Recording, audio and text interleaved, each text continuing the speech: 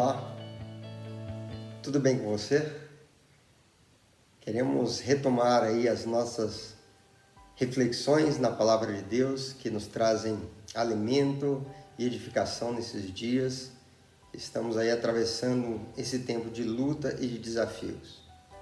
Gostaria de compartilhar com você hoje sobre algo que tem dividido a mente das pessoas, o coração das pessoas, em relação ao relaxamento do isolamento social.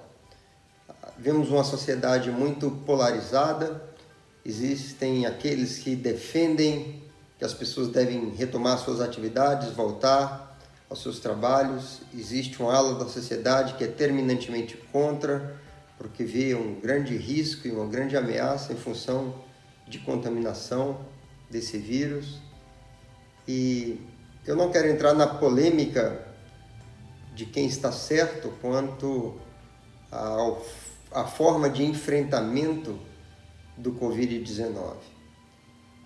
Eu tenho certeza que cada um dos grupos que pensam de uma forma ou de outra tem os seus argumentos para respaldar a sua forma de pensar.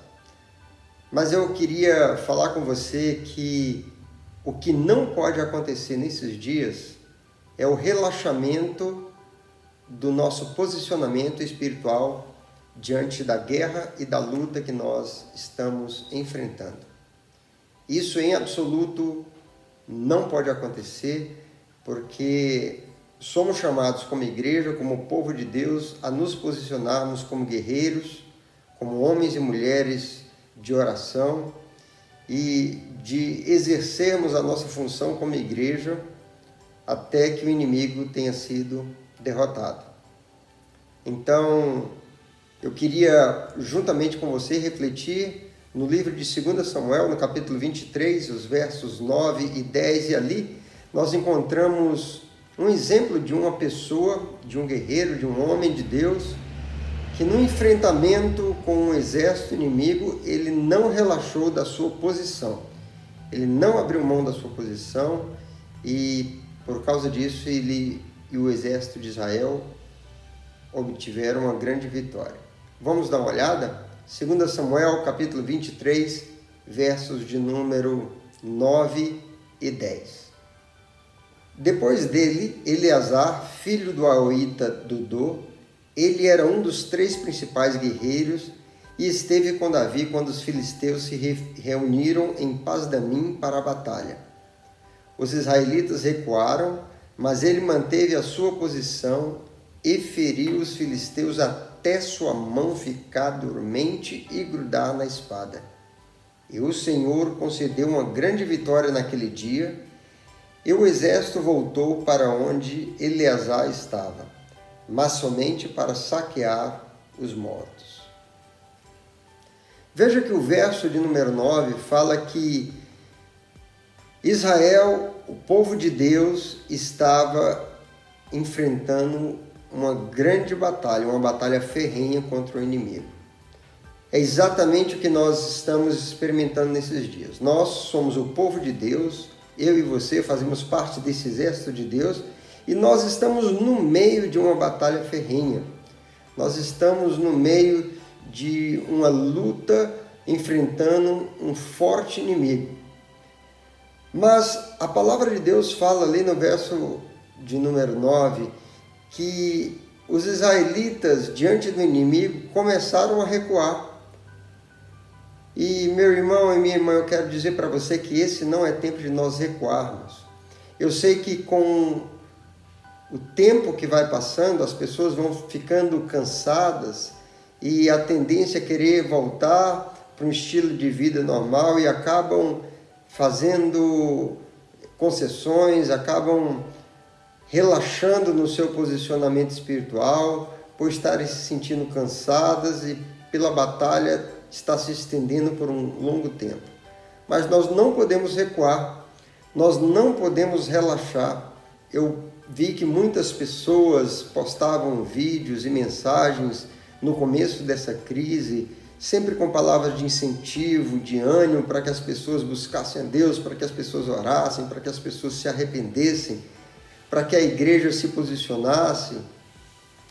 e me parece que com o tempo isso foi perdendo força, mas a batalha não está vencida. A guerra segue e esse não é um tempo de nós recuarmos, não é um tempo de nós retrocedermos, como o povo de Israel havia feito. Nós vemos no exemplo de Eleazar, a palavra Eleazar, o nome dele significa a ajuda de Deus. Eleazar se posicionou naquele campo de batalha. No verso 10 diz que ele lutou contra os filisteus até que a sua mão ficou presa, agarrada, colada na espada. Mas o que nós aprendemos é que ele teve um grande livramento, né? Deus deu um grande livramento a todo Israel por meio daquele homem. Então, queridos, não é tempo de nós baixarmos as armas. A palavra de Deus diz que as armas com as quais nós lutamos são poderosas em Deus. Elas não são carnais. Mas veja, por mais que essas armas sejam poderosas, elas só terão efeito, elas só serão eficazes, elas só golpearão e destruirão os inimigos se nós estivermos vestidos com essas armas, se nós estivermos vestidos da armadura de Deus. É exatamente sobre isso que Paulo fala em Efésios capítulo 6, verso 13, quando ele vai dizer: por isso vistam toda a armadura de Deus, para que possam resistir no dia mau e permanecer inabaláveis depois de terem feito tudo. Veja, Paulo está falando aqui algumas coisas muito importantes nesse conceito, nessa compreensão de que nós estamos travando uma luta. Ele vai dizer que nós devemos estar usando as armas espirituais. Ele vai dizer que nós devemos, depois de haver feito tudo, ou seja, nós não fizemos tudo ainda, a batalha não foi vencida. Ele diz, depois de terem feito tudo, permanecerem inabaláveis. Nós não queremos ser achados como aqueles que, segundo o ditado popular, diz, nada para morrer na praia. Não, nós temos que atravessar essa crise, esse inimigo, esse enfrentamento, usando todas as armas espirituais que estão à nossa disposição e que são poderosas em Deus, mas de uma forma que nós não retrocedamos, que nós não relaxemos e vejamos o inimigo cair por terra e ser derrotado, e depois de tudo isso ainda assim permanecermos, como diz a palavra de Deus, inabaláveis. É preciso manter a sua posição espiritual. Como é que você está vivendo esses dias? Como é que você está encarando esses dias? Será que você tem permitido que distrações tenham formado uma nova rotina da sua vida e as disciplinas espirituais que são fundamentais e essenciais nesse tempo de guerra foram deixadas em segundo plano? Será que a igreja do Senhor está recuando ou está relaxando num tempo tão sério de guerra como esse? Essa meditação de hoje é um chamado, é uma reflexão, é um alerta para que nós tomemos a nossa posição, assim como Eleazar, para que nós empunhemos as armas da nossa milícia, da nossa guerra, que são poderosas, e fiquemos com elas grudadas em nossas mãos, em nosso braço, em todo o nosso corpo, até que nós tenhamos a vitória sobre o nosso inimigo. A palavra de Deus diz que por causa do posicionamento de Eleazar, o Senhor deu uma grande vitória para Israel. Eu realmente creio, queridos, que o Senhor quer nos dar vitória como nação, que o Senhor quer nos dar vitória como igreja, mas para isso nós precisamos não abrir mão do nosso posicionamento.